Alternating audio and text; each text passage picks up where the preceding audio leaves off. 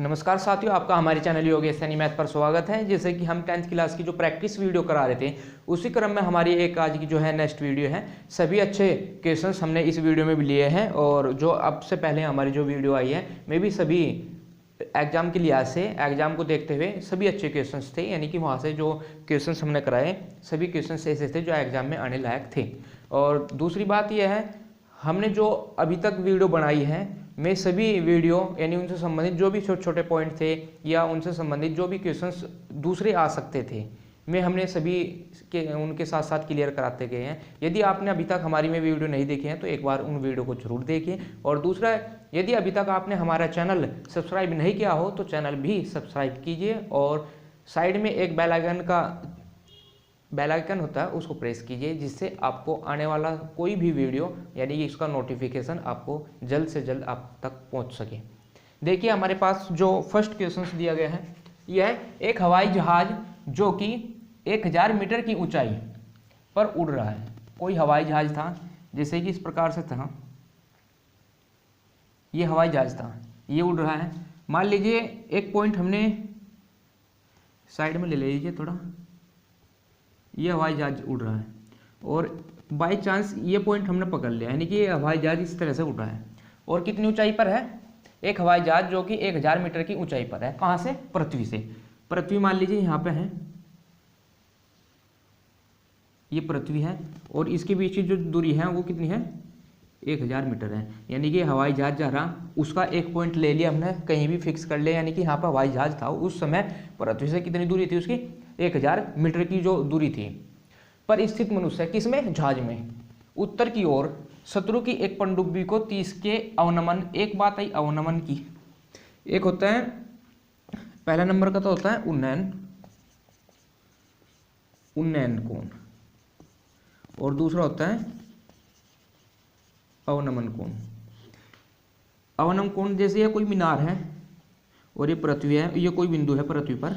यदि हम यहाँ से ऊपर को देख रहे हैं तो उस कंडीशन में जो कोण होगा वो कोण होगा उन्नयन कोण होगा। यानी कि यहाँ से, जैसे कि अभी ये जहाज था या उस मीनार पे कोई व्यक्ति बैठा ऊपर यहाँ पे बैठा है, तो वहाँ से यानी यहाँ से यदि वो यहाँ से यहाँ पे देख रहे हैं, यदि ऊपर से नीचे से कोण जो कोण बनेगा वो कितना बनेगा? यानी कि जो कोण ये होगा उतनी कोण ये होगा, वो कोण होगा अवनमन कोण। यदि नीचे से ऊपर को देखेंगे तो उन्नयन कोण, ऊपर से नीचे को देखेंगे तो अवनमन कोण, आप ऐसे बोल सकते हैं।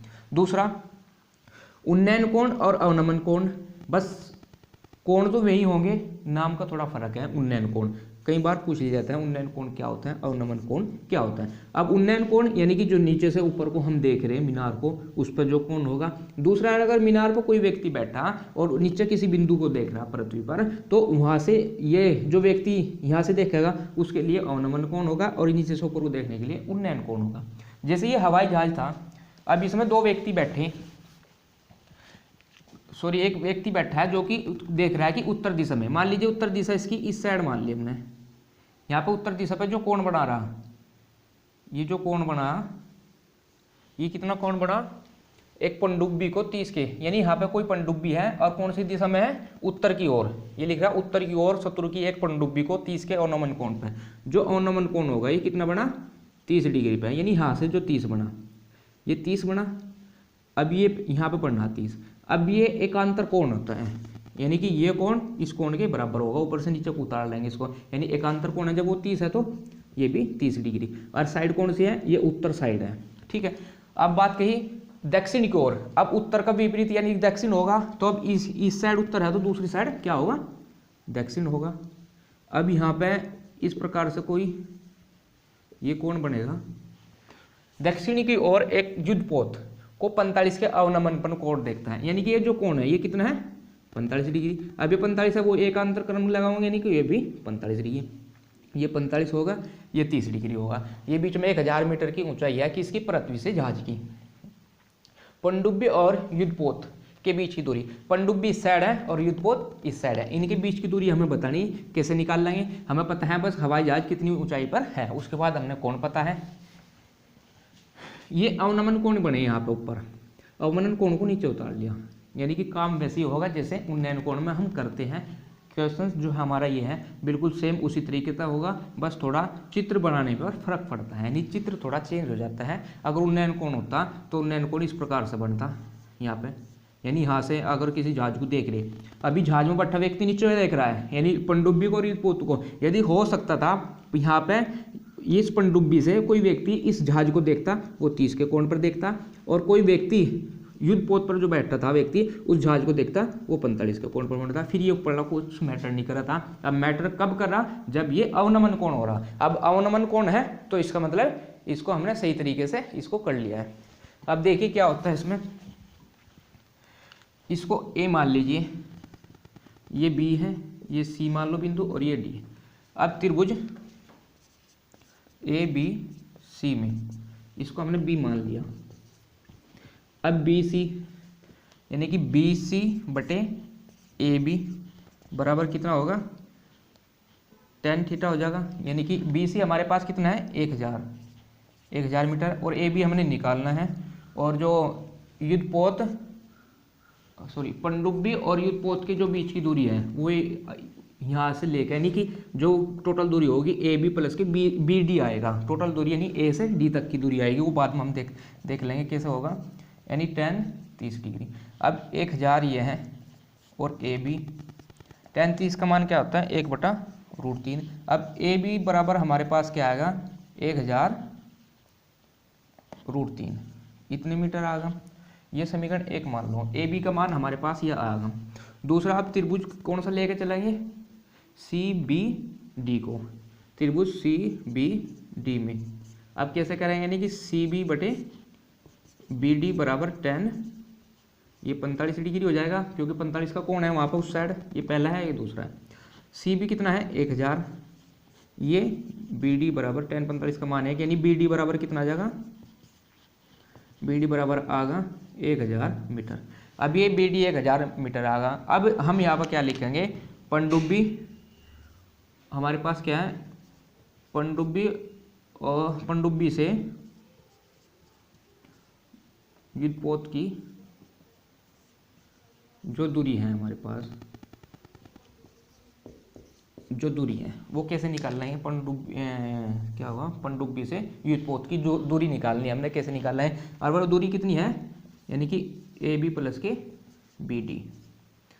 अब ए बी प्लस के बी डी। अब समीकरण 1 को, ये जो समीकरण 1 है और समीकरण 2 को क्या करेंगे जोड़ने पर, अब क्या करेंगे, समीकरण 1 प्लस के 2 भी लिख देंगे। अब जोड़ दिया, यानी ए बी प्लस के बी डी बराबर 1000√3 प्लस के 1000, यानी 1000 और 1000 प्लस के √3। अब इसमें से 1000 को कॉमन ले लेंगे, इसमें से क्या करेंगे 1000 को कॉमन ले लेंगे, यानी कि 1000, ये क्या बचेगा 1 प्लस के √3, इतने मीटर की दूरी होगी किसकी, यहाँ से तक की दूरी कितनी है 1000 प्लस के 1 प्लस के √3 लिख लो, या 1000 ब्रैकेट में √3 प्लस के 1 लिख लो, वो मर्जी आपकी है, कैसे भी लिख सकते हैं आप। यहाँ तक इसका आंसर छोड़ सकते हैं एग्जाम में, यानी क्योंकि ये आंसर यहाँ पे सही है। उसके बाद 1000√3 प्लस के 1, हाँ यही आंसर है इसका। दूसरा, यदि आप इसको थोड़ा आगे ले जाना चाहते हो, वैसे जरूरत तो है नहीं, लेकिन फिर भी अगर ले जाना चाह रहे हो तो √3 का मान होता है 1.732 कुछ ऐसा, हाँ 1.732 ऐसा ही है, इतना ही होता है। उसके बाद ये मान इसमें रखें और फिर इसकी मल्टीप्लाई कर देंगे, आपका आंसर वहाँ से आ जाएगा। इस प्रकार का कोई भी क्वेश्चन हो अवनमन से संबंधित सभी जो चित्र होंगे आप कर सकते हैं। ऐसा क्या काम करोगे, आपको अवनमन और उन्नयन के बारे में यदि जानकारी नहीं है तो आप ये काम अवनमन में नहीं करोगे, आप अवनमन का भी उन्नयन वाला चित्र ही बना देते और उसके बाद आप करना शुरू कर देते, आपका आंसर भी आ जाता। आंसर आने के बावजूद क्या होता, आपका नंबर जो है चित्र पे काट लिया जाता आप, क्योंकि आप इसमें सब कुछ, ये ऊंचाई दूरी है, ऊंचाई दूरी में जो मैटर करता है वो चित्र करता है। यदि आपका चित्र सही है तो आपको नंबर मिलेंगे, और दूसरी बात आपका क्वेश्चन पूरा होने की पूरी कोशिश है। दूसरा, यदि आपका चित्र गलत है तो उसको आपको नंबर नहीं मिलेगा, हो सकता है आपका आंसर भी चेक ना करें, क्योंकि उसके मन की बात है एग्जामिनर की। यदि उसने इस चित्र को देख लिया, उन्होंने पहले ही देख लिया कि गलत है, तो हो सकता है वो आपको जो आपका ये क्वेश्चन आपने आंसर निकाला, इसका सोल्यूशन किया, चेक करे या ना करे उसके मन की बात है, नंबर दे या ना दे उसके मन की बात है। यदि चित्र आपका सही है तो आपको पूरा नंबर मिलेगा। दूसरी बात, इसमें 2 चीज़ आई थी, एक उत्तर आया था और दूसरा एक दक्षिण की ओर, यानी कि जो पनडुब्बी थी उत्तर की ओर थी और युद्धपोत था दक्षिण की ओर। कई बार हम जब चित्र बनाएंगे तो चित्र कैसा बनागा, आप लोग कैसा चित्र बनाओगे इसका कि ये तो यहाँ 45 का कोण हो जाएगा क्योंकि हमने पता, और ये यहाँ पे 30 का कोण हो जाएगा, और ये उत्तर हो जाएगा, ये दक्षिण हो जाएगा। अब इनके बीच की दूरी निकाल दोगे, जो कि गलत हो जाएगा। उसने कहा उत्तर और दक्षिण, यदि उत्तर इस साइड है तो दक्षिण उसके विपरीत होगी, अगर उत्तर इस साइड है तो दक्षिण इस साइड होगी, और जहाज कहीं बीच में था। तो आप इस तरह से ऐसी चीज़ों को ज़्यादा ध्यान दें। कहाँ पर गलती होने की संभावनाएं हैं, मैं आपको गलती होने की संभावनाएं बता रहा है। चित्र आपको जहाँ ऐसा चित्र बना आपका क्वेश्चन क्या हो जाएगा, गलत हो जाएगा, जिससे आपको कोई नंबर भी नहीं मिलेगा। इस प्रकार के क्वेश्चंस पर ज़्यादा ध्यान दिया जाए और उसको देखा जाए। नेक्स्ट हमारे पास क्या है, ये ऊंचाई दूरी से संबंधित आपको एक क्वेश्चन 101% आपको एग्जाम में मिलेगा, चाहे वो कोई सा भी हो। हमारी वीडियो से कोशिश है हमारी कि आपका पेपर छपवाया जाए, हमें इसी तरीके से आपके साथ मेहनत कर रहे हैं। यदि आपने हमारे चैनल को अभी तक सब्सक्राइब नहीं किया तो एक बार सब्सक्राइब जरूर कर ले। नेक्स्ट हमारे पास क्या दिया गया है, इसमें देखिए ये दिया गया है 2 अंकों की संख्या के, यदि आपको सही नहीं चमक रहा है तो इसकी वीडियो की क्वालिटी बढ़ाए थोड़ा, उसके बाद ही आपको सही तरीके से इसको देखेगा। 2 अंकों की संख्या के अंकों का गुणनफल 18 है जब संख्या में से 27 घटाया जाता है, 27 घटाया जाता है तो संख्या के अंकों के स्थान बदल जाते हैं। संख्या ज्ञात कीजिए, संख्या ज्ञात कीजिए। ये क्वेश्चंस भी आपके एग्जाम में पिछले कई साल से लगातार, जब से यूपी बोर्ड में स्टार्ट हुआ है काम, यानी कि कई साल से, लगभग मैं भी पिछले 6-7 साल से इसको देख रहा हूँ। इस प्रकार के क्वेश्चंस हमेशा हमेशा आते हैं, और जो ऊंचाई दूरी का पीछे है उस टाइप के भी क्वेश्चंस आपके आते हैं। यानी जहाँ तक मुझे अनुभव है, पिछले कई 5-6 साल से मैं लगातार देख रहा हूँ, और मैं अपने अनुभव के आधार पर कह सकता हूँ ये आपको इस तरह के क्वेश्चंस आपको एग्जाम में जरूर मिलेंगे। मैं इन वीडियो में वही क्वेश्चंस करा रहा हूँ जो मुझे लग रहा है कि एग्जाम में आपको मिलेंगे या उनसे संबंधित आपको वहाँ से कुछ मिलने वाला है, वही क्वेश्चंस हम वीडियो में लेकर आए हैं।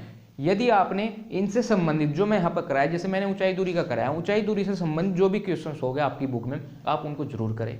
इस प्रकार के कोई भी क्वेश्चंस यदि उगात में होंगे आप उनको जरूर करें। यानी कि ये क्वेश्चंस हैं, मैं कह सकता हूँ ये आए ना आए पर इसके जैसा जरूर आएगा आपको। यानी कि हो सकता है गुणनफल 18 हो, दूसरा हो सकता है वहाँ पर 13 आ जाए, लेकिन आपको क्वेश्चंस आपको वहाँ पे जरूर मिलेगा। देखिए क्या होता है, 2 अंकों की संख्या के अंकों का गुणनफल 18 जब संख्या में से 27 घटाया जाता है तो संख्या के अंकों के स्थान बदल जाते हैं। संख्या ज्ञात कीजिए। माना संख्या, माना यहाँ पे देखिए, माना इकाई का अंक y है और दहाई का अंक कितना है, x है। तब संख्या कितनी हो जाएगी, 10x प्लस के y।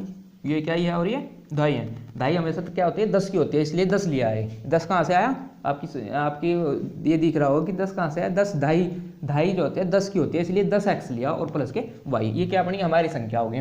अब इससे जो दिया गया आंसर तो हमारा है होगा ये 10x प्लस के y। बस इसमें करना क्या है, x और y के मान निकाल के यहाँ पर रखने, वही हमारा क्या हो जाएगा, आंसर हो जाएगा। यानी कि आंसर हमारा यहाँ पे आ चुका है। अब क्या काम करें, उसने दिया 2 अंकों की संख्या के अंकों का गुणनफल। अब अंक क्या है, x है और y, इनका गुणनफल कितना दिया, 18। समीकरण 1 इतना हो जाएगा। दूसरा क्या कहा हमने, उसने कहा जब संख्या में से 27 घटाया जाता है तो संख्या के अंकों का स्थान बदल जाता है। संख्या क्या थी हमारे पास, 10x प्लस के y थी, ठीक है, और इसमें से 27 घटा दिया हमने, यानी कि उन दोनों संख्याओं का अंतर जब वो बदलेगी फिर क्या हो जाएगा, मैं उनके स्थान बदल जाए, फिर स्थान क्या हो जाएगा 10y माइनस की x। अब जो 10 है वो x के पास चला गया और y इस साइड आ गया, ठीक है, यानी कि x जो है इधर इधर आ गया और y इधर आ गया, ये संख्या क्या हुआ, इनका अंतर कितना है 27। अब यहाँ से क्या करेंगे, ये 10x है, ये प्लस रहेगा भाई यहाँ पे क्योंकि संख्या तो अभी प्लस की है, अब बाद में होगी, ये 10x है प्लस के y माइनस के 10y माइनस के x। अब इस माइनस के अंदर गुणा करेंगे, ये 10x प्लस के y माइनस के 10y और माइनस के x बराबर 27। इस 10 में से एक x गया, कितना बचेगा 9x, और ये कितना बचेगा माइनस के 9y, ठीक है, ये बराबर कितना है 27। यदि ये 9 यहाँ पर कॉमन ले लें तो इस प्रकार से बच जाएगा, हुआ क्या यहाँ पे देखिए दोबारा से, ये 9 था, 9x माइनस के 9y बराबर 27 बचेगा। अब हमने क्या काम करा, इसमें से 9 ले लिया, एक ये देखिए यहाँ पे, यानी x माइनस के y बराबर कितना होगा 27, और x माइनस के y बराबर कितना होगा 27/9 यानी कि 3, ये समीकरण नंबर 2। अब x माइनस के y आ गया, x y आ गया, x और y दो चर पद हैं, दो चर पद का मान जब निकाल सकते हैं यदि हमारे पास दो इक्वेशन है। अब दो इक्वेशन है ही, क्या करेंगे, एक नियम होता है हमारे पास x माइनस के y का स्क्वायर बराबर x प्लस के y का स्क्वायर माइनस के 4xy। ये आप नियम याद रखें।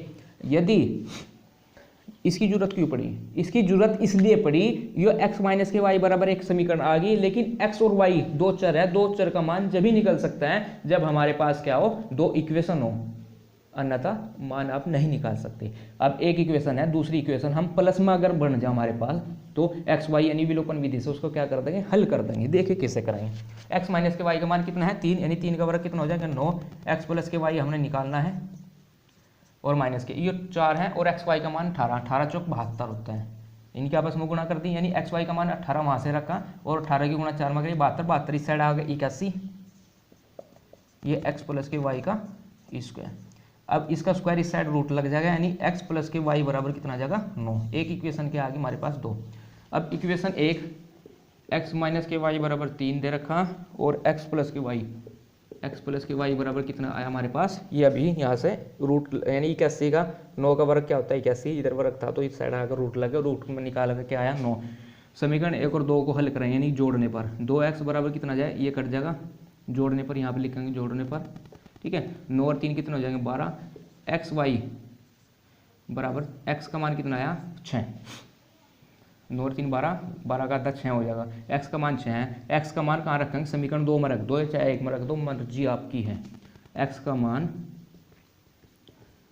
समीकरण 2 में क्या पहले में रख लो इधर, ये अच्छा ये फर्स्ट है और ये दूसरे, हाँ ठीक है, इसमें रखेंगे x प्लस के वाई बराबर 9 में, यानी कि x प्लस के y बराबर 9 में, तो x का मान यहाँ पर रखा है 6 प्लस के y बराबर 9, और y बराबर कितना जाएगा यहाँ पे 3, क्योंकि 6 9 में तो माइनस हो जाएगा। अब x का मान तो आया हमारे पास 6 और y का आया 3, और संख्या क्या थी मैंने पहले ही बताया था, आंसर तो हमारा ये था। अब इसमें रखो, ये कितना आएगा 10, x का मान कितना आया ऊपर 6 आया, और y का कितना है 3, तो 10 × 60 प्लस के 3 कितना होगा, ये 63 होगा। अब 63 है हमारा आंसर, क्या है 63, इसका हमारा आंसर आ गया। यदि आपको ये लग रहा है कि 63 हमारा सही है या गलत है, अब इसको दोबारा से देखिए, दो अंकों की संख्या के अंकों का गुणनफल 18 है। अब ये जो 63 आया, क्या आया हमारे पास, ये 63 36 18, 6 × 3 करेंगे 18 आएगा, ये बात सही होगी। दूसरा, जब संख्या में से 27 घटाया जाता है तो संख्या के अंकों के स्थान है, यदि इसमें से 63 में 27 घटा दें तो यह संख्या कितनी बन जाएगी 36 बन जाएगी, घटा के देख लो 36 आएगा, ठीक है। इस प्रकार का कोई भी क्वेश्चन हो आप कर सकते हैं, या अभी इसका स्क्रीनशॉट रख ले आप। नेक्स्ट है हमारे पास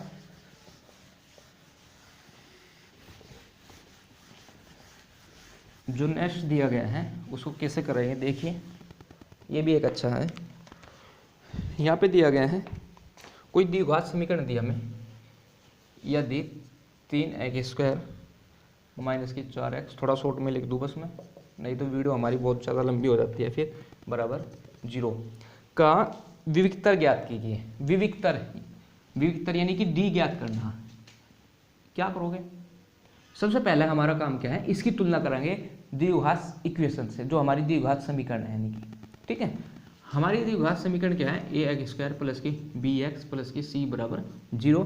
यहाँ से ए बी सी के मान निकल लेंगे। क्यों निकाल रहे हैं, क्यों जरूरत पड़ी इसकी, क्योंकि हमें पता विविक्तर, इसका विविक्तर निकालना। विविक्तर क्या होता है, बी स्क्वायर माइनस के 4ac। ठीक है, ये बी स्क्वायर माइनस के 4ac क्या होता है, विविक्तर होता है। अब विविक्तर निकालने का ही नियम है हमारे पास, ये विविक्तर निकालने का नियम होता है, इसकी प्रॉपर्टी भी होता है। बी स्क्वायर माइनस के 4ac बराबर 0 है तो मूल समान होंगे। दूसरा, बी स्क्वायर माइनस के 4ac बड़ा है 0 से, मूल वास्तविक होंगे, अलग अलग होंगे।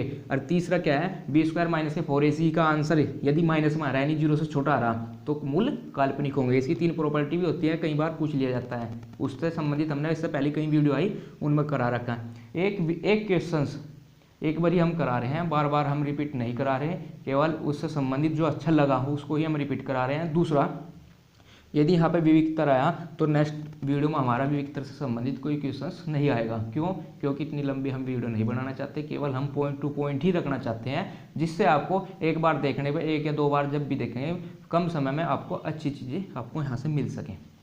देखिए, अब बी स्क्वायर माइनस के 4ac यानी डी, ये है विविक्तर। विविक्तर का नियम होता है डी बराबर बी स्क्वायर माइनस के 4ac। हमने डी ज्ञात करना है, यानी कि विविक्तर, हिंदी में भी आ सकता है विविक्तर लिखा हुआ ऐसे ही।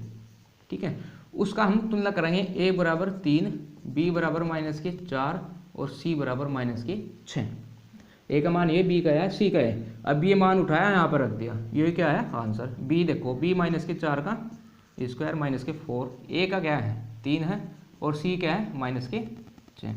ये माइनस माइनस क्या हो जाएगा प्लस, और माइनस के 4 का वर्ग क्या होता है, माइनस के 4 का वर्ग प्लस में होगा, क्योंकि माइनस गुणा माइनस क्या हो जाएगा प्लस, हमेशा स्क्वायर क्या होता है प्लस में होता है। माइनस के 4 का वर्ग कितना हो जाएगा 16। मैं बताई थी माइनस के 4 का वर्ग करेंगे ये भी 16 होगा, और प्लस के 4 का वर्ग करेंगे ये भी 16 होगा। ठीक है, कुछ ऐसा ही पॉइंट आया था हमारे साथ पहली वीडियो में। ये 6 चौक 24 या 72, और ये माइनस माइनस प्लस। अब इनको जोड़ेंगे, 6 और 2 8 हो जाएगा, और ये 8 हो जाएगा।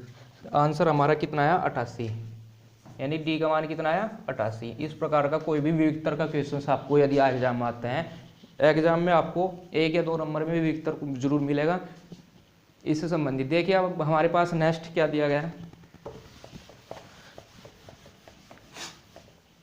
नेक्स्ट है हमारे पास ये दिया गया है, यदि ये वीडियो थोड़ा लंबी होने वाली है आज, क्योंकि इसमें अच्छे अच्छे क्वेश्चंस हैं बड़े बड़े। यदि किसी बेलन का वक्र पृष्ठ 110 सेंटीमीटर तथा ऊंचाई 5 सेंटीमीटर है, तो उस बेलन की त्रिज्या, उस बेलन की त्रिज्या ज्ञात कीजिए। यदि किसी बेलन का वक्र पृष्ठ 110 सेंटीमीटर तथा ऊंचाई 5 सेंटीमीटर तथा उस बेलन की त्रिज्या ज्ञात कीजिए। इस प्रकार का क्वेश्चंस कैसे ज्ञात करें। वक्र पृष्ठ से संबंधित 2-3 नियम है, कैसे याद करोगे। एक नियम होता है वक्र पृष्ठ, क्या होता है, बेलन का वक्र पृष्ठ, क्या लिख दिया, बेलन का वक्र पृष्ठ निकालना था, ये होता है 2πRh। बेलन का वक्र पृष्ठ तो 2πRh होता है। दूसरा बेलन का आयतन, आयतन क्या होता है, यदि आपके याद है तो कमेंट करें भाई, πr²। बेलन का आयतन πr²h। ठीक है, उसके बाद बेलन का संपूर्ण पृष्ठ। संपूर्ण पृष्ठ क्या होता है, एक तो बेलन का वक्र पृष्ठ इसमें होता है 2πRh।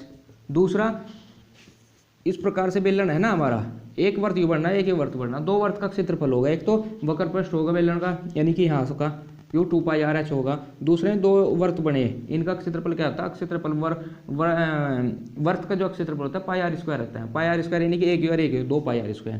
ठीक है, 2πr²। इसमें से क्या कॉमन लेंगे, 2πr कॉमन लिया, h प्लस के r हमारे पास ये क्या आया संपूर्ण पृष्ठ। शॉर्ट में आपको बुक में ये मिलेगा लिखा हुआ, लेकिन ये कई बार याद नहीं होता।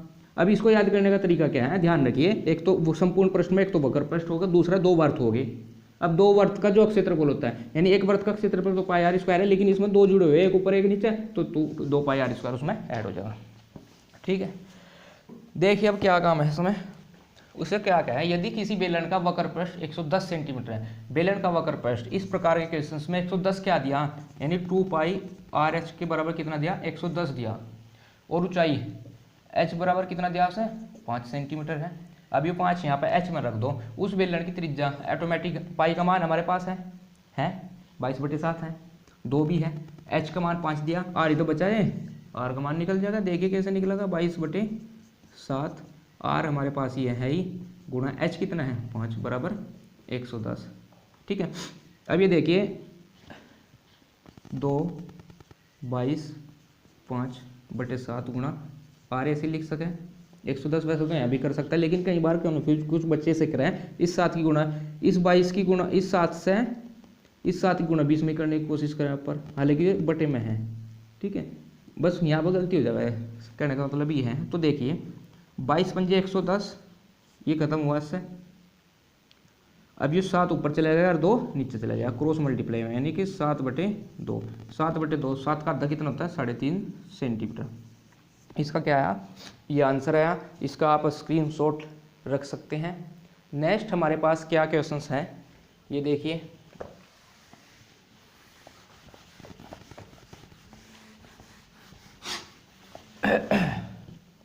ये दिया गया है हमें, कोई समांतर मात्रा दे रखा, समांतर मात्रा दे दिया इसने 25 है, तो ए का मान ज्ञात कीजिए। ए का मान ज्ञात करना, और उसने क्या क्या दे रखा, एक तो दिया ये वर्ग अंतराल, उसने वर्ग अंतराल दिया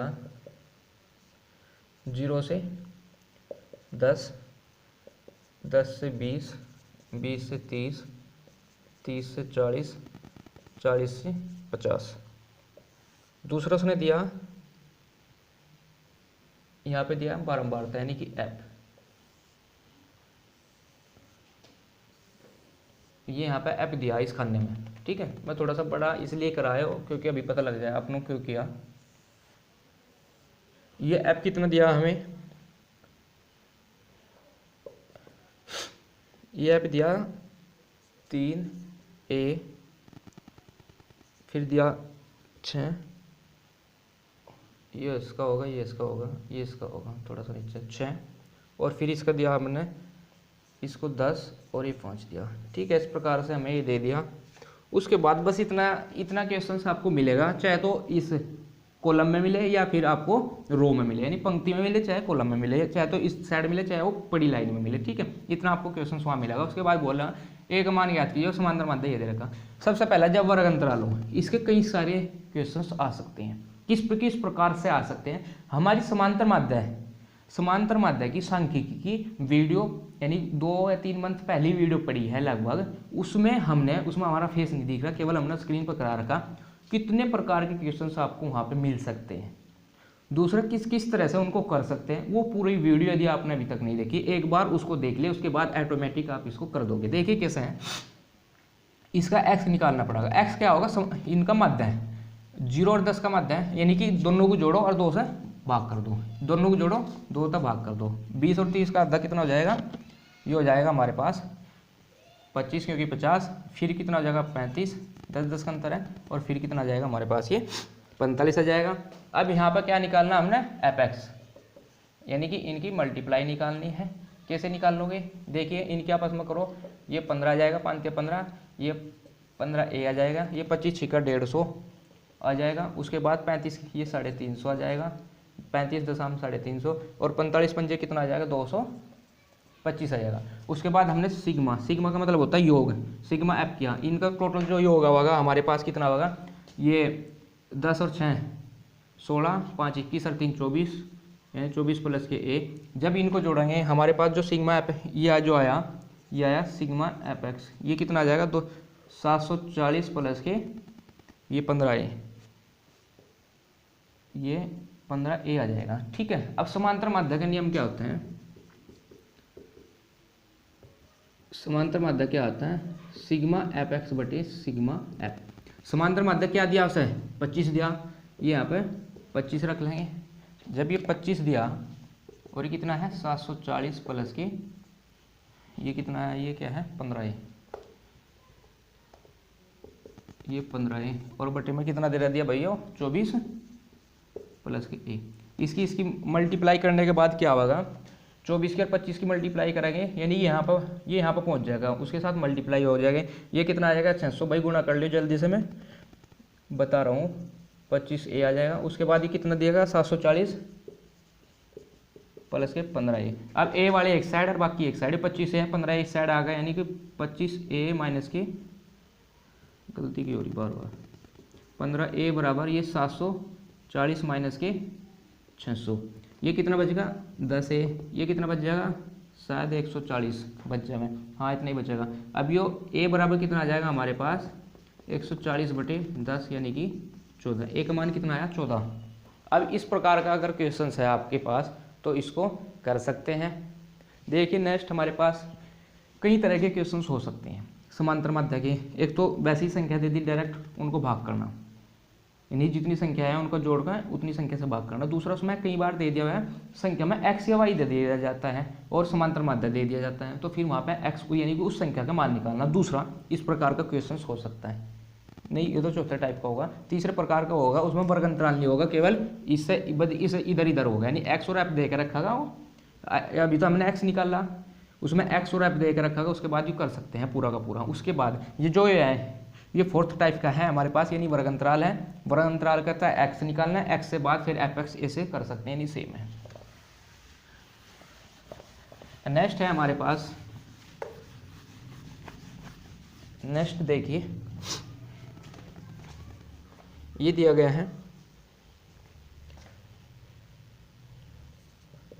साइन 36 बटे कोस 54 प्लस की कोस 36 बटे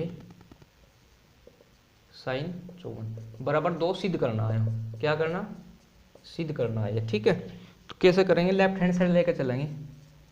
ये क्या है साइन 36 और ये कितना है कोस 54 प्लस की कोस 36। वैसे कुछ बच्चे समझ गए होंगे इसको कैसे करेंगे, लेकिन जिनकी समझ में नहीं आया यहाँ देख लिए। ये साइन है, ये कोस है, ये 36 है, ये 54 है, इनको एक को एक जैसा बना लो, यानी इसको इसके जैसा बना लो या इसको इसके जैसा बना लो, ऐसे इस टाइप में होगा। अब क्या करेंगे, साइन को बदल लो हम। साइन अगर 90 माइनस के 54 कर दो, 90 में 54 जाएगा, 36 नहीं बचते। वैसे भी साइन है जो का जो, कोई दिक्कत नहीं, नीचे लिख लो। कई बार बच्चे ऊपर नीचे दोनों बदल दे हैं और फिर यानी कि बदलना था इसमें और इसमें, एक में इसका बदल देंगे ऊपर नीचे, क्या आंसर आ जाएगा, वहाँ पर ज़्यादा गलती होने की संभावनाएं है। इसका क्या करेंगे, कोस 90 माइनस के 54 करेंगे तो 36 बच जाएगा। घटा के देख लिए यही आएगा, घटाना मत क्योंकि इतना ही आएगा, बस थोड़ा ध्यान रखिए, टाइम वेस्ट है। नहीं तो अगर बार बार इसको घटाओगे देखोगे, क्योंकि ज़्यादातर ऐसा ही होता है, इनके आपस में एक दूसरे यानी 90 में से घट कर आ जाते हैं, ठीक है। साइन 90 माइनस थीटा कहाँ पर जाएगा, इसमें पहले में आएगा, यहाँ सभी प्लस के हैं क्योंकि इसमें आया। और साइन 90 का कारण कहाँ जाएगा, कोस में जाएगा, यानी कि कोस 54। और ये कितना है नीचे कोस 54 प्लस के कोस 90 में से कुछ घटा पहले में आया, कोस 90 के कारण क्या में जाएगा, साइन में जाएगा और सभी प्लस के हैं, ठीक है। साइन 54 और बटे साइन 54, इससे कैंसिल होगा, इससे कैंसिल होगा, यहाँ पे एक यहाँ पे एक, यानी कि 1 प्लस के 1 कितना आया 2। ये क्या होगा सिद्ध होगा, जो कि हमने सिद्ध करना था वही हमारे पास आ गया। नेक्स्ट है हमारे पास ये है त्रिज्या दे रखी, इसमें कैसे करेंगे देखिए। इसमें ये दिया गया है त्रिज्या 4.2 सेंटीमीटर वाले धातु के एक गोले को पिघलाकर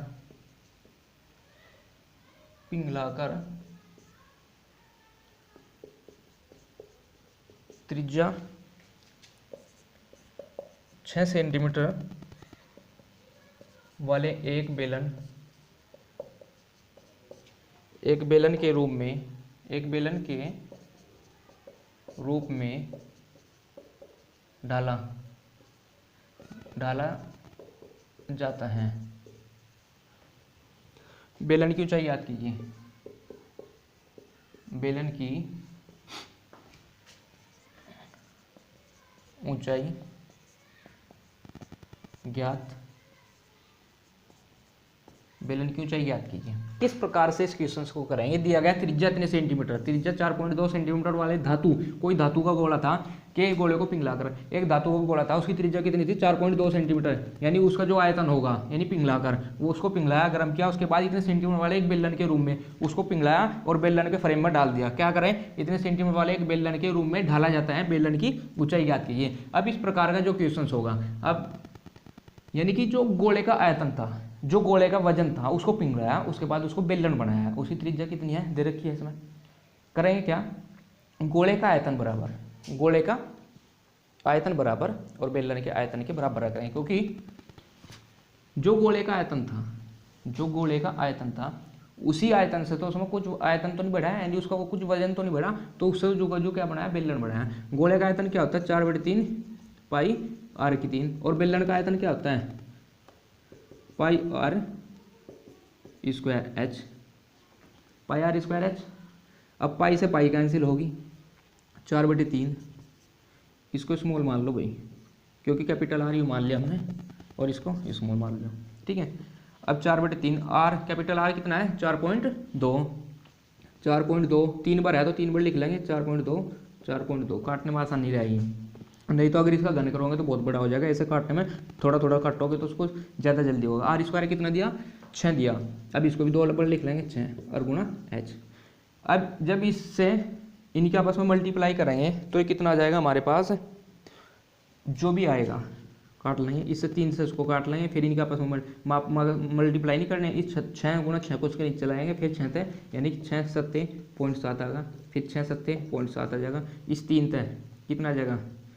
14 या 42, यानी कि 1.4 आ जाएगा। जब इनकी 1.4 की 0.7 की 0.7 की 4 की गुणा करेंगे तो h का मान कितना आएगा?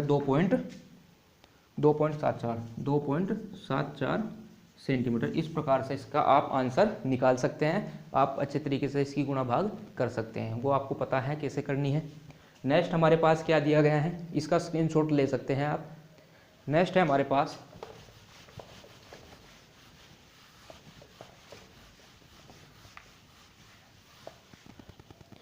ये दिया गया है, यदि सेक थीटा बराबर 2 तो थीटा का मान क्या होगा? अब सेक थीटा, यदि आपको सेक का मान पता तो ठीक है, नहीं तो इसको उल्टा कर लो, कितना हो जाएगा? कोस थीटा, ये कितना हो जाएगा? 1/2। अब यदि पता तो यहाँ तो डायरेक्ट निकल जाएगा, मैं दूसरा तरीका बता रहा, जो फर्स्ट तरीका है इसका डायरेक्ट करें वो अभी बताऊंगा। कोस थीटा बराबर 1/2 कर लिया, इसका उल्टा यानी कि कोस थीटा होगा, तब जब इसके बटे 1 था ये भी उल्टा हो जाएगा, इसके बटे 1 मानना, यानी 1/सेक थीटा क्या होता है? कोस थीटा होता है भाई। कोस थीटा बराबर क्या होता है? 1/सेक थीटा, और सेक थीटा बराबर क्या होता है? 1/कोस थीटा। कोस, अब सेक है यो सेक है 1/कोस, या कोस यहाँ पहुँचेगा, यो सेक नीचे है, यह कोस है 1/सेक, इसको उल्टा करेंगे, जब इसको उल्टा करेंगे 1 ऊपर सेक नीचे, 1 ऊपर सेक नीचे, उसका क्या बन जाएगा? कोस, यो 1 ऊपर 2 नीचे, ठीक है, 2 नीचे। अब 1/2 किसका मान होता है? साइन 30 का मान 1/2, और वो मान किसका होगा? साइन 60 का मान होगा, सॉरी कोस 60 का मान। हाँ, साइन 30 का मान 1/2, और वही मान क्या होगा? कोस 60 का। कोस 60 को क्या लिख सकते हैं हम? या तो 60 लिख लो या कोस π/3 लिख लो। क्यों लिखा? रेडियन में बदल लिया। 60 को क्या करेंगे? पाई, यानी 180, ऊपर पाई लिखा नीचे 180 लिखा भाई, ये 60 था, पाई और बटे 180 लिख लेंगे ना, इसके जो कैंसिल करेंगे 36 18 3 बार आ जाएंगे, π/3। अब इसकी तुलना करेंगे, थीटा का मान क्या आएगा? π/3 आएगा। एक तरीका तो ये है। दूसरा, सेक 60 का मान क्या होता है? 2 होता है। सेक 60 का मान क्या होता है? 2 होता है। वहाँ से भी आप इसको डायरेक्ट कर सकते हैं, यदि नहीं पता तो ऐसे घुमा कर सकते हैं। आपका क्वेश्चन होना चाहिए, किसी भी तरीके का हो, आपका आंसर आना चाहिए, बस मेन मुद्दा ये है। दूसरा हमारे पास क्या है? एक आयताकार पार्क, एक आयताकार पार्क की लंबाई उसकी चौड़ाई से 8 मीटर अधिक है, 8 मीटर अधिक है। यदि पार्क का अक्ष क्षेत्रफल 240 मीटर है तो पार्क की लंबाई व चौड़ाई आती है। पार्क की लंबाई व चौड़ाई ज्ञात कीजिए। इसमें बोला है एक आयताकार पार्क की लंबाई उसकी चौड़ाई से 8 मीटर अधिक है। यदि पार्क का क्षेत्रफल 240 मीटर है तो पार्क की लंबाई व चौड़ाई ज्ञात कीजिए। किस प्रकार से करेंगे इस क्वेश्चन को करने के लिए सबसे पहले हम आयत बनाएंगे। आयत क्या होगा हमारे पास, ये कोई आयत है, ठीक है, चित्र आप अच्छे से अपना बना सकते हैं इसका। ये कोई आयत है, एक आयताकार पार्क की लंबाई, बात कही लंबाई उसकी चौड़ाई से 8 मीटर अधिक है। यदि चौड़ाई उसकी x है तो लंबाई कितनी होगी, x प्लस की 8 है। माना, यहाँ पे लिखेंगे, माना पार्क की चौड़ाई x मीटर है और लंबाई कितनी हो जाएगी, x प्लस की 8, ठीक है। और प्रश्न अनुसार क्या कहा, पार्क का क्षेत्रफल। अब आयत का क्षेत्रफल क्या होता है, लंबाई गुना चौड़ाई। अब पार्क का क्षेत्रफल क्या हो जाएगा, लंबाई गुना चौड़ाई, यानी कि पार्क का क्षेत्रफल कितना है 240 और ये कितना है x और x प्लस की 8। यहाँ तक द्विघात बन जाएगी। द्विघात को हल करने के बाद x के मान आ जाएंगे 2, एक ही आएगा उस एक मान से, यानी जो प्लस में आएगा वो लेना, क्योंकि दूरी हमेशा क्या में होती है, प्लस में होती है। वो प्लस वाला लेंगे, पहले यहाँ पर रख देंगे फिर यहाँ पर रख देंगे, थोड़ा मकरारा, आगे आप खुद कर सकते हैं इसको। x² प्लस की 8x, अब इसको 240 को इस साइड ले, यानी कि x² प्लस की 8x, ये कितना हो जाएगा माइनस की 240। अभी जो इक्वेशन बनी x² प्लस के 8x माइनस के 240 बराबर 0 की, ये बराबर 0 की। अब 240 का ऐसा अंतर जिनका अंतर 8 हो। अब इसके क्या करेंगे, आप टुकड़े करके देख सकते हैं, जो भी टुकड़े होंगे इसके उनका अंतर होना चाहिए, उसके बाद आप इसका आंसर निकाल सकते हैं। दूसरा, इसके 8 या 24, मतलब वैसे 240 को ऐसे निकाल के इसके टुकड़े निकाल सकते हैं आप अभी, नहीं तो वीडियो ज़्यादा लंबी हो जाएगी अगर मैं कराऊंगा इसको। नेक्स्ट देखिए, अगर ना हुआ तो आप कमेंट करके एक बार मुझे ज़रूर बताइए, मैं करा दूँगा, फिर ऐसी बात नहीं इसमें। नेक्स्ट है हमारे पास, ये दिया गया है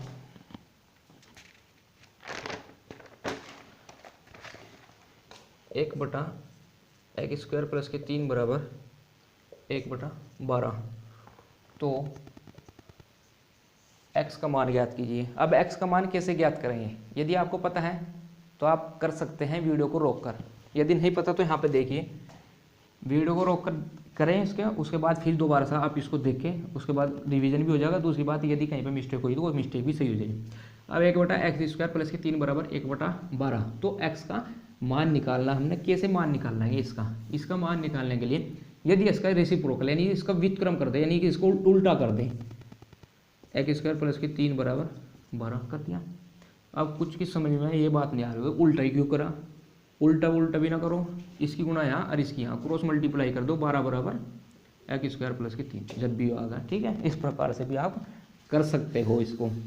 नेक्स्ट हमारे पास है ये 12, ये 3 इस साइड चला जाएगा, x² बराबर 12 माइनस की 3, अब x² बराबर कितना आया 9। अब x का क्या आएगा, प्लस माइनस के √9, यानी इसमें प्लस माइनस की 3, x का मान आपको ये मिलेगा। यदि ये ऑप्शन में आया, बहुविकल्पीय में आया, तो वहाँ पर आपको क्या काम देंगे, ऑप्शन आपको उलझाने के लिए। पहला ऑप्शन देगा वो प्लस के 3, दूसरा ऑप्शन देगा माइनस के 3, तीसरा ऑप्शन देगा कुछ भी दे दिया, या इन तीसरा दे देगा प्लस माइनस के 3, चौथा देगा इनमें से कोई नहीं। आप क्या लगाओगे, सब ना पता है, सीधी सी, इसका तो x बराबर 3 आएगा, ये ठोकोगे एकदम, ये नहीं ठोकना इसमें। ध्यान रखिए वर्गमूल, यानी कि जब इसमें रूट में से निकलेगा प्लस माइनस के निकलेंगे, 2 चिन्ह आएंगे इसलिए, यानी प्लस माइनस के 3 आपको बहुविकल्प पे लगाना पड़ेगा इसमें। और जहाँ तक मुझे अंदाजा है, यदि आपने नहीं देखा तो इसको ठोकाओगे बिल्कुल, यानी प्लस के 3, क्योंकि ये नहीं लगना, इसमें तो आएगा सीधा कि प्लस के 3 आएगा, ये आंसर है भाई। यहाँ पर प्लस माइनस के लड़ना चाहिए, उसके बाद आपका आंसर आएगा। क्योंकि सभी ने पता एक्स स्क्वायर बराबर 9 है, एक्स बराबर प्लस माइनस मान रहा हुआ, लेकिन तुम क्या निकाल लोगे, तुम 3 निकाल लोगे प्लस के, और वहाँ प्लस के 3 है ऑप्शन बी, और खुश हो जाओगे कि हाँ हमारा तो 1 नंबर बनेगा। उसके बाद जब घर आओगे पता लगा मामला गड़बड़ी हो गया। तो ऐसे छोटे छोटे पॉइंट हैं, इनको ज़्यादा ध्यान रखें। नंबर 1 है लेकिन काम भी बहुत है इनमें। यदि एक हमारे पास दिया गया 8 7 10 6 9 13 12 और 14 की माध्यिका,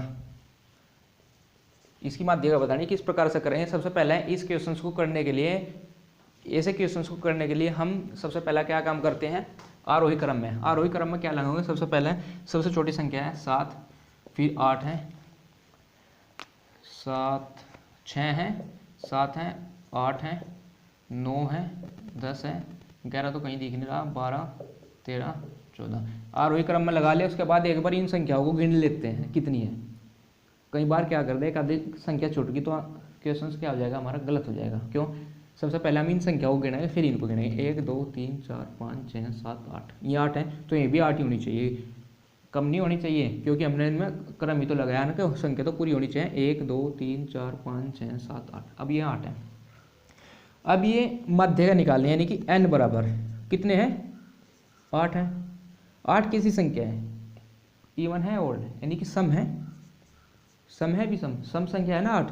जब सम संख्या हो, सम संख्या का जो नियम होता है, एक सम का होता है और एक विषम का होता है। जब विषम हो, पहले विषम बताऊंगा, सम का थोड़ा बड़ा है, विषम संख्या हो तो इसकी माध्यिका निकालने के लिए यदि इस प्रकार दिया तो n प्लस के 1/2।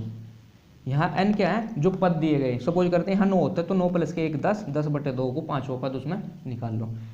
ये तो है विषम का। और सम का क्या है, ये सम है। सम संख्या की जो माध्यिका निकालनी है, यानी कि सम की है, इसकी जो माध्यिका निकलेगी वो निकलेगी n/2वां पद प्लस के n/2 प्लस 1वां पद। उसके बाद जो मेन पॉइंट जो भूल जाते हैं ज़्यादातर, ये 2 कई बार कर लोगे, यानी कि आपके अगर ये याद भी है सही तरीके से तो n/2वां पद प्लस n+2 प्लस 1वां पद निकाल लो। उसके बाद ये जो 2 है इसको भूल जाते हैं, या अब भूल भी ना जाए तो कन्फ्यूज हो जाते हैं, जब ये 2 यहाँ पे है यहाँ पे तो इसकी तो क्या जरूरत है। यानी ज़्यादातर ये यहाँ पर प्रॉब्लम होती है, इसमें यहाँ पे आगे ज़्यादा प्रॉब्लम होगी, यानी कि 2 नहीं याद हो पाता। इस 2 को हमेशा याद रखें, यानी कि यहाँ पे 2 है। अब इसकी माध्यिका निकाल ली, यानी कितना है हमारे पास 8 है, इसके 8 संख्या है, यानी 8/2 यानी कि 4वां पद, और 8/2 पहले इनको काटेंगे। अगर ऐसा करोगे फिर विषम संख्या बन जाएगी, फिर वो कटने की नहीं सही तरीके से, यानी 8/2 यानी 4 और एक 5वां पद, और बटे में ये 2 है। अब 4वां पद देखो, 1 2 3 4 और ये 5वां, यानी कि 9 प्लस के 10/2 19/2 बराबर 9.5 क्या आ जाएगा, इसका आंसर आ जाएगा। ये कौन सी थी, सम संख्या थी, यानी सम पद थी तो माध्यिका लिख देगी। अगर विषम होते, सपोज करो यही का ही एक संख्या और बढ़ा ली हमने, 15 कर ली, नेक्स्ट में ये तो हो गया, और हमने क्या कर ली 15 कर ली। जब 15 कर लो कितने हो जाएंगे, फिर ये 9 हो जाएंगे यहाँ पे, तो 9 प्लस के 1/2 यानी कि 10/2 बराबर 5वां पद। 5वां पद देखो 1 2 3 4 5, फिर 10 आंसर हो जाता है इसका। तो इस प्रकार से आप कर सकते हैं। कोई भी क्वेश्चन हो, ये सभी क्वेश्चंस जो हैं आपके लिए इम्पोर्टेंट हैं। अच्छे तरीके से अनसोल्ड क्वेश्चंस का देखने के बाद, कई बुकें देखने के बाद जो हमने अच्छा लगा, रिपीट क्वेश्चंस आए हुए हैं या किन पॉइंटों पर हम क्वेश्चंस रखे जाएं वीडियो में, उन्हीं क्वेश्चंसों को हम इन वीडियो में रख रहे हैं। दूसरा, अब हमारे पास जो नेक्स्ट दिया गया है, यदि कोई आपको क्वेश्चंस दे दें, जैसे कि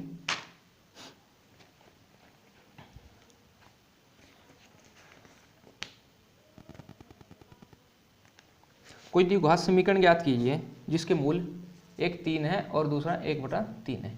यानी इसकी क्या करनी है, हमने द्विघात समीकरण ज्ञात करनी है। ठीक है, इसकी द्विघात समीकरण कैसे ज्ञात करोगे, ये 2 मूल दिए, पहला मूल ये दिया, दूसरा मूल ये दिया। द्विघात दो मूल दे रखे आ सकता है भाई 2 नंबर में, द्विघात समीकरण ज्ञात करना। यदि आपको पास दो मूल दे रखे 3 और 1/3, इसकी द्विघात समीकरण ज्ञात। ये द्विघात समीकरण ज्ञात करने का जो नियम होता है वो क्या होता है, एक्स स्क्वायर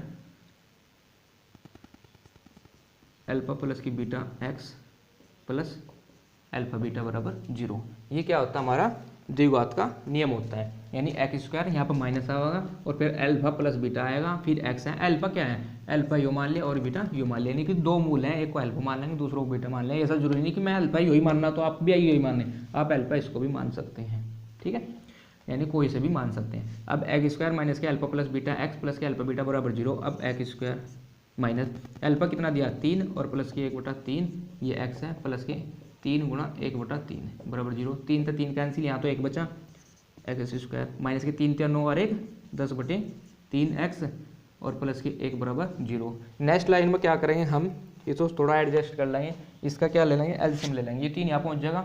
यदि एलसीएम लेने का ना पता हो, इसका पॉइंट में 1 मानना, फिर इसका पॉइंट में 1 मानना, एलसीएम लिया इसकी मल्टीप्लाई यहाँ, फिर इस तरह से कर लेंगे। यानी कि आपको पता है, वैसे 10वीं क्लास में हो आप। ये 3 यहाँ पहुँच जाएगा, 3 एक्स स्क्वायर माइनस के 10x प्लस के 3 बराबर 0। इस प्रकार से क्या बनेगी हमारी ये द्विघात समीकरण बनेगी। आप इसका स्क्रीनशॉट ले सकते हैं। नेक्स्ट हमारे पास किस प्रकार के क्वेश्चंस हो सकते हैं। 3 एक्स स्क्वायर माइनस के 10x प्लस के 3 बराबर 0 इसका आंसर है। यदि ऐसा है, ये क्वेश्चन ऐसा था, कई बार इसमें रूट में भी आ सकते हैं 3 1/√3, इस प्रकार से भी मूल आ सकते हैं, तो उनको को भी आप याद कर सकते हैं। दूसरा, इससे संबंधित क्या क्वेश्चंस बन सकता है, यह क्वेश्चन दे देगा यहाँ पे एक मूल दे के रखेगा और एक मूल के स्थान पर कुछ रख देगा, फिर कहेगा कि दूसरा मूल ज्ञात कीजिए।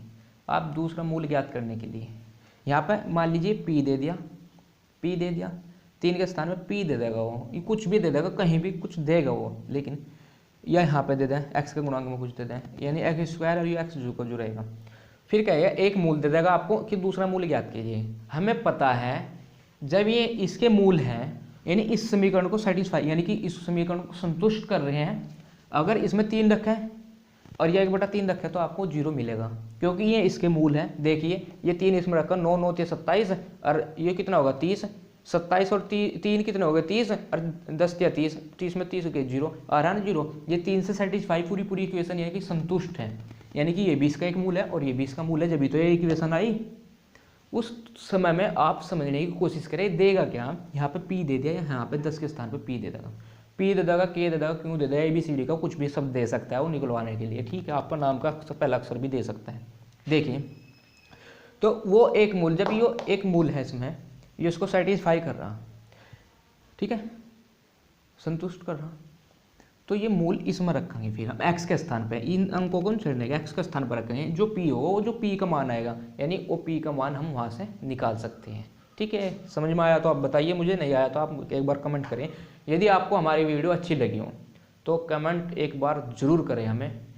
कोई क्वेश्चंस में कोई समझ में ना आया हो जब भी कमेंट करें। दूसरा, वीडियो को लाइक करें और वीडियो को शेयर करना तो बिल्कुल भूल ही ना भाई, उन सभी बच्चों को जो इस बार आपके यहाँ जान पहचान वाले या आपके दोस्त हैं जिनको ज़्यादा ज़रूरत है वीडियो की, उन लोगों को आप एक बार वीडियो ज़रूर शेयर करें। यदि आपको हमारे इन सभी चीज़ें, आपको हमारा पढ़ाना ये सब कुछ अच्छा लग रहा है तो एक बार कमेंट करके हमें ज़रूर बताएं कैसा लग रहा है। यदि आपको कुछ कमी लगी है तो वो बताइए, उससे हम इम्प्रूव करेंगे कुछ जो भी होगा। और जब तक हमारी वीडियो नेक्स्ट आए, जब तक आप हमारी ये जो भी वीडियो हैं, आप इन वीडियो को एक बार ज़रूर देखें, सभी वीडियो को देखें जितनी भी हमारी इस चैनल पर पड़ी हुई है। मेरा बोलने का मतलब है कि सभी वीडियो देखें। क्यों है, क्योंकि आपको यदि आप क्रम वाइज वीडियो देख रहे हैं लगातार तो आपको वहाँ से कुछ ना कुछ मिलने वाला है। आपका मैथ मुझे पता है पूरा हो चुका है, जिसका नहीं हुआ तो एक इनकी सहायता से कर सकता है। नहीं द्विघात समीकरण हो सकता है, हम थोड़ा प्रैक्टिस इसलिए करा रहे हैं क्योंकि इस समय आगे सभी का सिलेबस हो जाता है, यानी एग्ज़ाम नज़दीक में, एग्ज़ाम नज़दीक होने के कारण यानी प्रैक्टिस करना एक सबसे ज़रूरी होता है। अब कई बार हम खुद प्रैक्टिस करते हैं तो पता नहीं लगता, तो ये एक हमारा एक प्लेटफॉर्म है योगेश सैनी मैथ, ये हमारा चैनल है। इस चैनल के माध्यम से आप जितनी मर्जी प्रैक्टिस करें, हमें बताएं, हम आपकी प्रैक्टिस कराएंगे। एग्जाम तक पहुंचाना, यानी एग्जाम में क्वेश्चंस को छपना हमारी वीडियो से, ये आपको उस दिन पता लगेगा जिस दिन आप एग्जाम देकर एग्जाम हॉल से बाहर निकलोगे। हमारी वीडियो से लगभग 55+ मार्क्स यदि आपने हमारी वीडियो एक तरफा अच्छे तरीके से, ज़बरदस्त तरीके से, जो छोटे छोटे पॉइंट मैंने बताए क्वेश्चन से संबंधित में कर लिए, तो आप 55+ मार्क्स, 55 से भी ज़्यादा है, 55 तो बहुत कम है, उससे ज़्यादा मार्क्स आप यहाँ से ला सकते हैं। आप लगातार यदि हमारी वीडियो देख रहे हैं, वीडियो देखने से ही मतलब नहीं, वीडियो में जो मैंने चीज़ें बताई अब इससे संबंधित जो भी क्वेश्चन होंगे आपके, जैसे मैं पी का मान निकालना बताया, इस तरह के आप क्वेश्चन जरूर निकालिए। जैसे ऊंचाई दूरी के थे, ऊंचाई दूरी के कितने क्वेश्चन हैं, उनमें 5-7 क्वेश्चन और इस तरह के कीजिए, आप उनको कर सकते हैं। मैं समझता हूँ यदि आप इस तरह करते हैं तो आपका अच्छे स्कोर कर पाओगे और आप अपनी परसेंटेज में मैथ जो सब्जेक्ट होता है अहम, उससे इनक्रीज हो जाओगे। दूसरा, यदि आप लगातार मेहनत कर रहे हैं और आपकी समझ में नहीं आ रहा कि क्वेश्चंस कैसे करें, बार बार भूल रहे हैं, तो उसको करने के लिए आपका जो मेन मुद्दा है, फोकस करना किसी भी चीज़ पर, यानी कि उसको नियम उसके याद करने, उसके छोटे छोटे पॉइंट जब तक याद नहीं करोगे जब तक आपका क्वेश्चंस नहीं होगा। आप बुक पर ध्यान रखिए, उसके साथ साथ हमारी जो वीडियो है इन पर भी ध्यान रखिए, और जो आपको जहाँ से भी जो अच्छा लगता है आप उनको ज़रूर देखिए एक बार।